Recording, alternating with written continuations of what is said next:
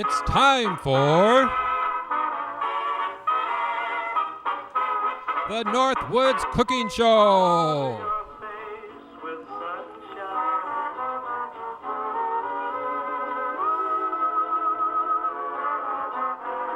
Starring Uncle Roy and Miss Callie, the troublemaking dog.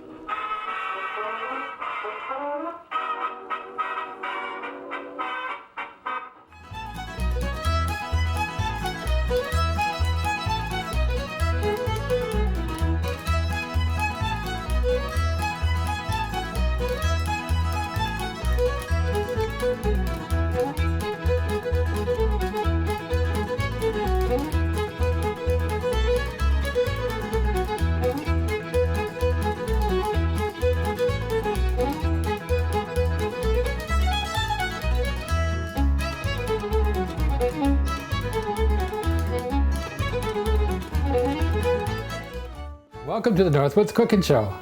It's St. Patty's Day. Ho ho! Isn't that exciting? Callie and I get all dressed for the outfits for the occasion, and we're going to be making some wonderful St. Patty's Day treats. Speaking of treats, Callie, oh, You ain't nothing but a hound here, dog. here. I'm your host, Uncle Roy, and here's the lovely little leprechaun herself, Miss Callie. Oh, come here, Callie, come here.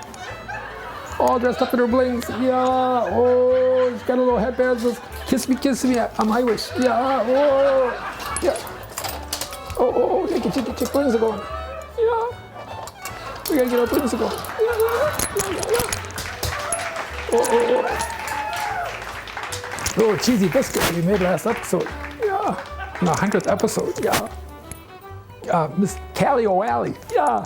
Callie's an Irish name too. Isn't it, Callie's? Yeah. We're going to have fun and be changing different outfits throughout the show. But first, we're going to be making traditional Irish stew. Does that sound good, Kelly's? Yeah. And for this, traditionally Irish stew is made with lamb, and lamb is extremely expensive. Oh, I went out there shopping for it. Just one chop alone is like about $5, and it was just a tiny little piece like that. Just hardly any meat on it. So I'm going to be making it with a sirloin chip roast, which is better than a chuck roast or a pot roast, but it's not that expensive because this was on sale. So I got like about a 3-pounder roast was about $10. So that's a very good price because normally we'd go about $15 or $18. So anyway, what we're going to start out with is 3/4 pounds of bacon. And this we're going to fry up into our pan until it's nice and brown and crispy. And then we'll just take and drain it. Take the bacon out and drain the bacon, pat it dry. But we're going to leave 2 tablespoons of bacon grease behind in the pan. So let me brown this off and then we'll get right back. Okay, now our bacon's all done. And we're going to leave the grease behind. But we're going to put the bacon on a brown paper bag. The paper bag absorbs the grease better than a paper towel because the paper towel is going to leave fibers on the bacon. So when you go to cook it again, you're going to have little pieces of fiber from the paper towel on the food. And we don't want that, so we just take and put it on the traditional brown paper bag. And that absorbs the grease, and you don't get the fibers left behind. Now, we're going to take and put this back on the stove. And to that, we're going to be adding our lamb, or our meat. Now for our meat, we need a 1/4 cup of flour. 1/4 cup of flour, and then we need a 1/4 teaspoon each of salt and pepper. And of course I use the kosher salt, just because it's less sodium. We're not baking with it, but I like to cook with it too, because it is less sodium. We're gonna have a lot of sodium and everything else that we pour into the mixture that we don't need to add extra sodium if we don't have to. And a 1/4 teaspoon of black pepper.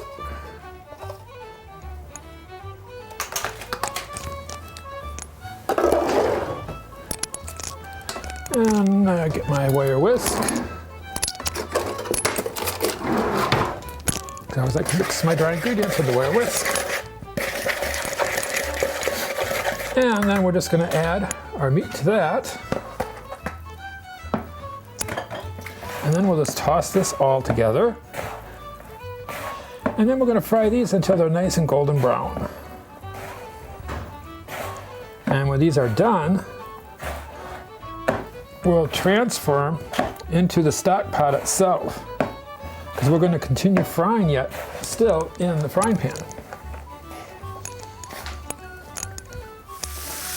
And when these are all done, we'll put these into the stock pot and then we'll be right back.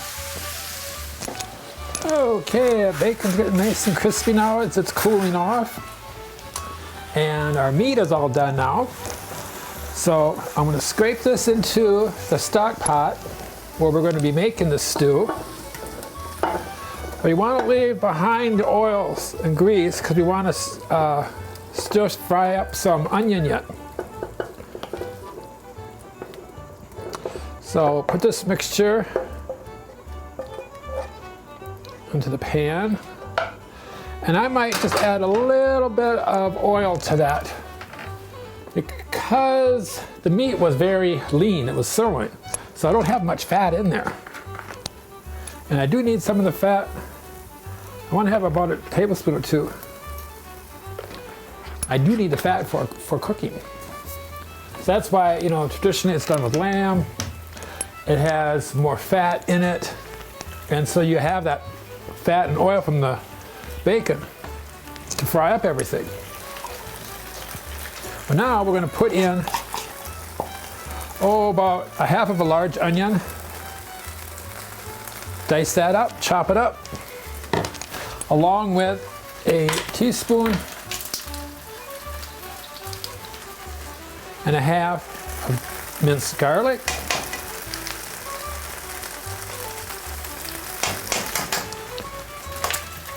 I always like to buy this dollar store in a jar.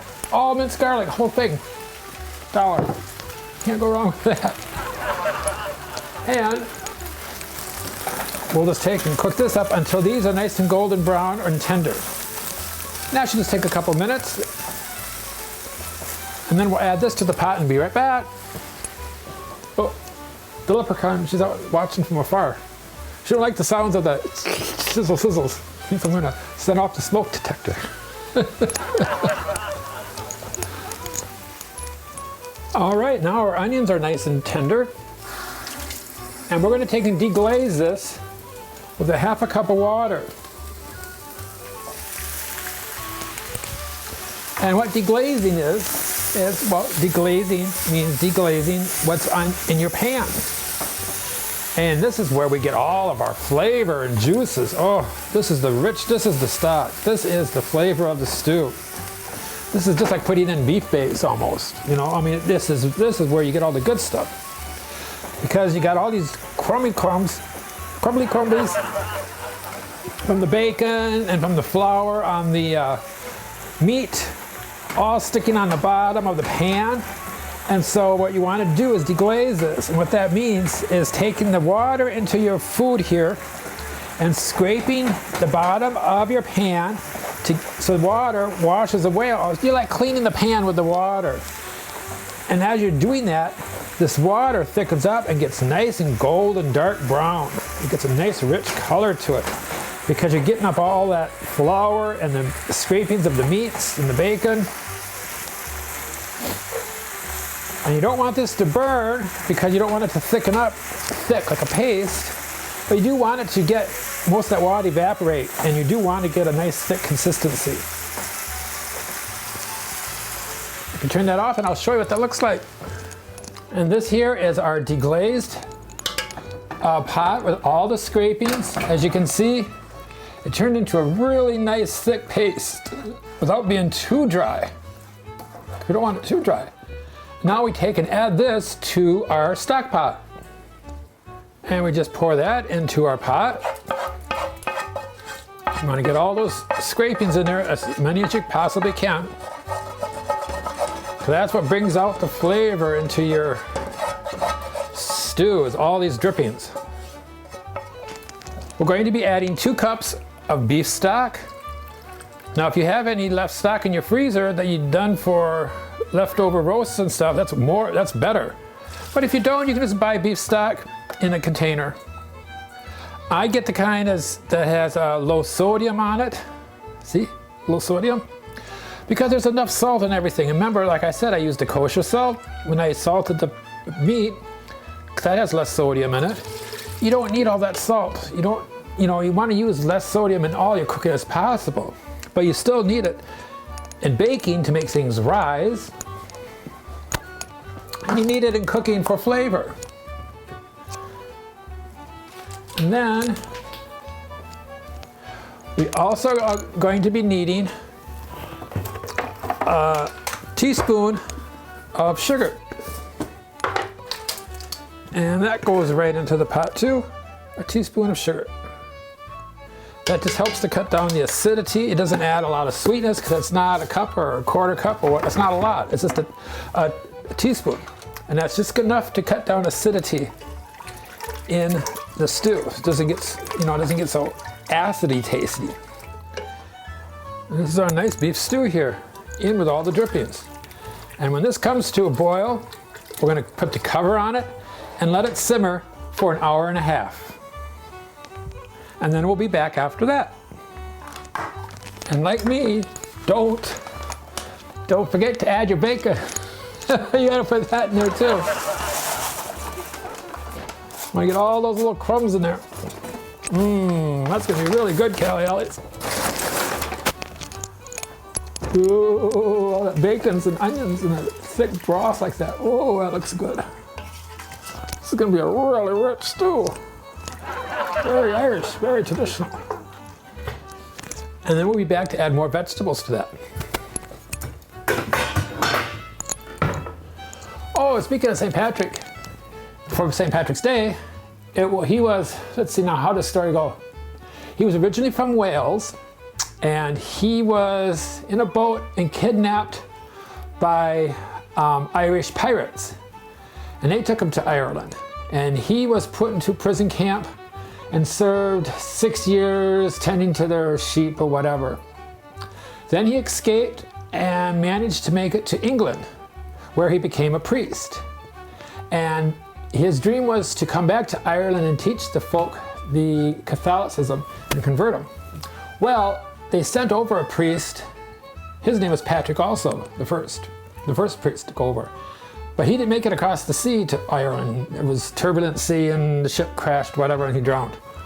But the second Patrick, he made it over there to Ireland, and he stayed there and served for 30 years teaching people to become Catholicism, to be Catholics. And he was doing his teachings and preachings. And then he died. It was in 461 AD on March 17th. And that's where St. Patrick's Day celebration comes in, is the death of St. Patrick. Not the birth, the death. Ooh. So happy St. Patrick's Day, everybody. We'll get back our stew as soon as the hour and a half's up. Okay, now this is all done simmering. And we're going to take and add our vegetables, which is 2 potatoes diced up, about 1 large onion diced up, or big chunks for the onion and potato. And the carrots are diced up into small pieces, and that's about 2 cups. Now we're going to turn up the heat again, bring this back to a boil. And when this starts to boil, we'll lower the temperature back down to simmer, cover it, and let it sit for another 20 minutes or until the vegetables are all done. And then we'll be ready for our Irish stew. Looking good, Callies. And it also needs a half teaspoon of thyme,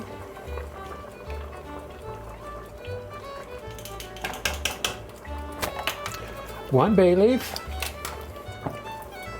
and a half cup of white wine.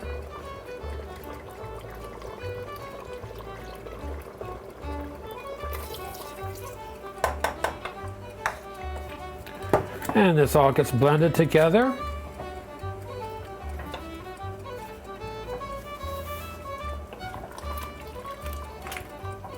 And we let this simmer until the vegetables are tender for about 20 minutes. And then we'll have our Irish stew. Can't wait for that, Callie. And then this is our lovely Irish stew. Looks good, don't it, Callie Ellis? Come here. Oh. We'll get a close up of that one. And here's our lovely beef, our Irish stew. Whoa, Miss Callie Ellis. Yeah. She waiting for a bowl too. Well, that lamb, or not lamb, but Irish stew turned out really good. And as you can tell, Callie and I are in new costumes now for the next recipe. Get over here, Callie, and say hello, hello, hello. Get her tweet. Oh, any positions. Come here. Get over here, sit pretty. Oh, and check the paws. Yes. Oh, you got long nails on. Oh, let me turn on your blings. Oh. Yeah, bling, bling. Oh. She got her treat now. She's going to run and hide. I got the oven on. She got her treat and ran. Oh. Well, we're going to take and continue on with our next recipe. And this is going to be a Bailey's Irish cream cake. Oh, my Lord, this is going to be good. And so simple and easy. This is very, very easy. It's going to be a bundt cake. And so I got my oven on at 350. And we're going to be using a mix and then doctoring it up. So this will make it even easier and quicker and faster for you. So there's no excuse not to make a homemade cake. There's plenty of time to do it. And it's very simple, so anybody can make it. So what we're going to do first is in the mixer, we have 1 box of Devil's Food chocolate cake mix. And you can use any kind of cake mix you want to, it doesn't matter. You can even use the cheapy dry ones, you know, it doesn't matter because we're going to be adding to it to make it really moist. This happens to be a Betty Crocker super moist cake, so it's going to be even moister. Oh, this is going to be really, really, really good. So we put in the box of cake mix and we need a small box of the instant chocolate pudding, the small one. And I happen to have the large one, so I just cut it in half. So we put in a cup of sour cream, 4 eggs, and you want to take and beat these up first instead of just throwing them straight in there. And the reason being also it's beaten eggs will incorporate into your batter much nicer if they're pre-beaten rather than just dropping in a whole egg into the mix. It gets mixed up anyway, granted, but this way it's already mixed up the egg. And so when you add that to the mix, it envelops and incorporates into your cake mix much easier, nicer, and more evenly. And that gets poured right straight into the mix. And we also need to put in, where's the measuring cup? And 1/4 the Irish cream. Ooh, this is the Bailey's Irish cream, and I got with a hint of mint chocolate, just to give it a little Irish mint to it. This is gonna be really, really good. So that's 3/4 cup of the Irish cream. And now I'm gonna mix this for about 2 minutes. And then we're gonna add a bag of chocolate chips. So I'll be back in about 2 minutes after we get this all thoroughly incorporated. Start out on low for about 30 seconds, just so everything has a chance to blend together. And then you can whip it up on medium or so. Let that go for 2 minutes. So that way, well, I like to go, I always say before about at least 3.5 to 4 minutes, because you want it light and fluffy. So I'm gonna let that go for about 3.5 to 4 minutes, and then we'll be right back. And then that's our cake. And of course, always remember to scrape down the sides of your bowl about halfway through. To this, we're going to be adding the 1 package of chocolate chips, a 12-ounce bag. You want the whole bag.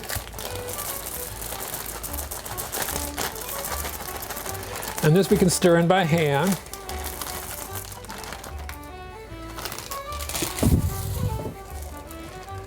Oh. And if you want to, I couldn't find any, but the mint chocolate chips would be best, just to give it a nice Irish flavor of mint. Because everybody thinks of Irish cream or anything green to be of a mint flavor. So a mint chocolate would be really good. But I just couldn't find any, but I got regular chocolate chips is fine. And now this gets poured into our bundt pan. And remember now to take and spray your pan. Even if it's Teflon, which this is, in a non-stick pan, you still want to spray your pans because it does help. The Teflon is going to make it slide out easier, true, but if you spray it, it's going to slide out even easier. Shake up the can, and I get this one here happens to be the Pillsbury baking spray with flour. I get the Pam sometimes for baking, or the Joy, whatever I can find. And you want to make sure you spray your pan and make sure you get that center part too. That's so easy to forget. And then we'll just take and fill up our pan with our mixture here. Callie, you want to lick the bowl? Lick the beaters? Samples.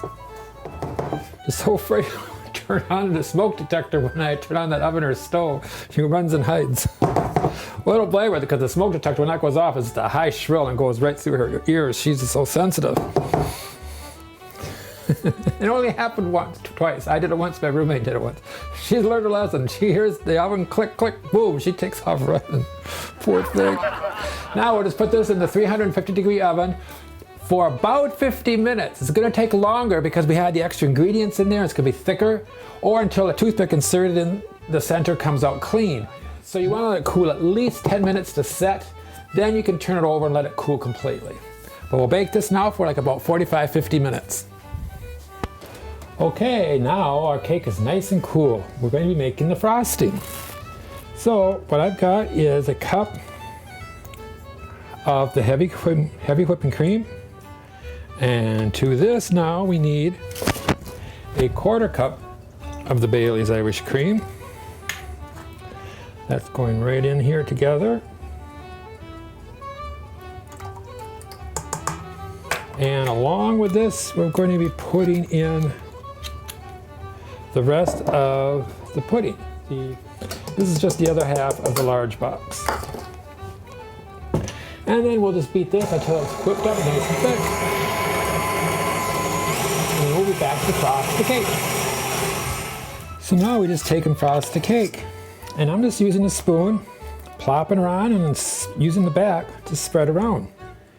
And you can just take and make fancy. You can do swirls, and with the back of the spoon you can pick it out.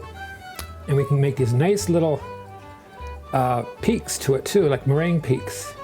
And we'll do that after we get done continuing around and frosting the whole entire cake. And I got the inside already too, and that'll be nice and festive. Okay, now I got a couple squares of really dark chocolate, and I'm just gonna take and cut this up. This here is the Ghirardelli chocolate. And I wanna cut this up into bigger chunks. Well, not big chunks, but I'm going to take and sprinkle this on top of the cake for garnishment. And then we'll just sprinkle this around the cake.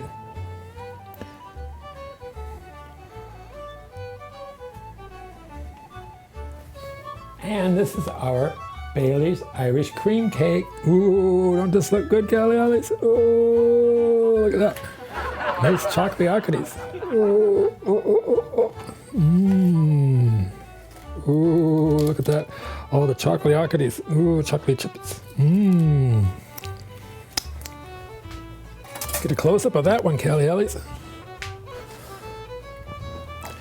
this is our lovely Bailey's Irish cream chocolate cake. Mmm.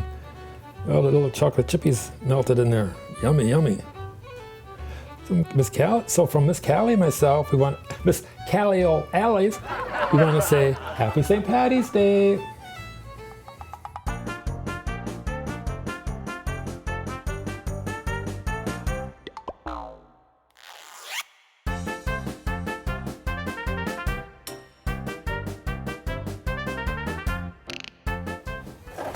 Well, we certainly had fun today doing our St. Patty's Day show. We hope you enjoyed it too.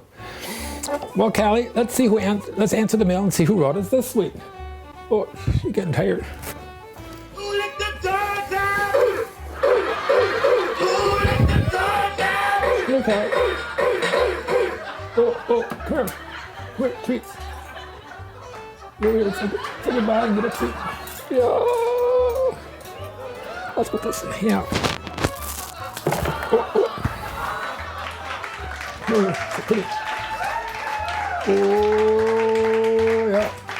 Little blings. You ain't nothing but a hound dog. Oh, question paper getting all greasy from the doggy treats. Oh. Dear Uncle Roy and Miss Callie, how can you tell when my cake is done? I have a little problems either getting too runny or burning the bottoms. Signed, Jack of Maple Grove, Minnesota. Well, Jack, that's really easy. You want to go by the timing, of course, and you go by your recipe. Whatever the minimal amount of time is the time that you want to check it. The best way is to take a toothpick, of course, everybody knows this one, and you stick the toothpick into the cake and then pull it out. When it comes out clean and there's no dough on there, then your cake is done. Another way too is by finger testing. If you touch the top of the cake and it springs back, then it's done. If your finger goes into it, it's not, because it's not baked all the way through, it's mushy. And if it's overcooked, you'll get a resistance like when touching the countertop. Then it's too hard, it's too overcooked. So you want to touch the top and it springs back like a sponge. It just feels like a sponge, a wet sponge.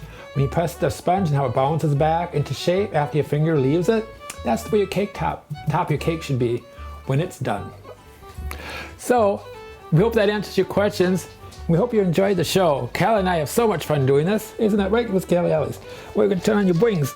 Let's turn on your wings. Oh. Let's turn on your blingers. Yeah. So from Miss Callie and I, we want to say, be safe, eat healthy, and spread the sunshine. Bye-bye, everybody, and happy St. Patrick's Day.